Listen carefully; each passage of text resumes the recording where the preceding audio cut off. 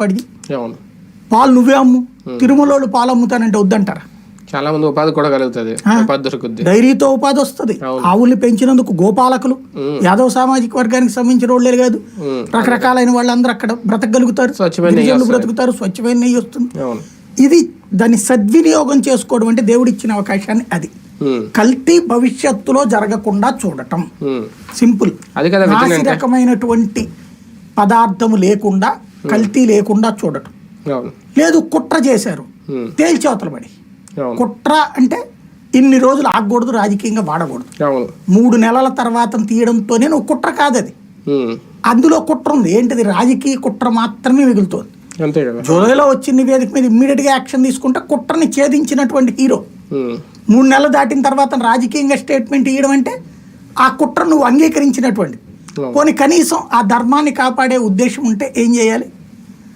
అక్కడ పెంచడం, ఆవులకు సంబంధించిన ఇట్లాంటి నిర్ణయం తీసుకోవాలి. కానీ అదేమీ లేకుండా కేవలం దేవుణ్ణి, తిరుమలని, లడ్డూని రాజకీయానికే వాడుకోవటం అనేటటువంటి కాన్సెప్ట్ కి చాచి చెంపదెబ్బ కొట్టినటువంటి తీర్పు ఇది. ఎందుకు? సిట్టేసావు. పోని మనం విజన్ కదా, మన విజన్తో సిట్టేసినప్పుడు ఏముండాలా? అందులో ఆహార విభాగం ఉండాలి, ఉన్నారా? లేదు. అందులో ప్రొక్యూర్మెంట్, మార్కెటింగ్ విభాగం ఉండాలి కదా, ఉన్నారా? లేదు. దాంతో పాటుగా ఈ నాణ్యతా ప్రమాణాలను చూసేటటువంటి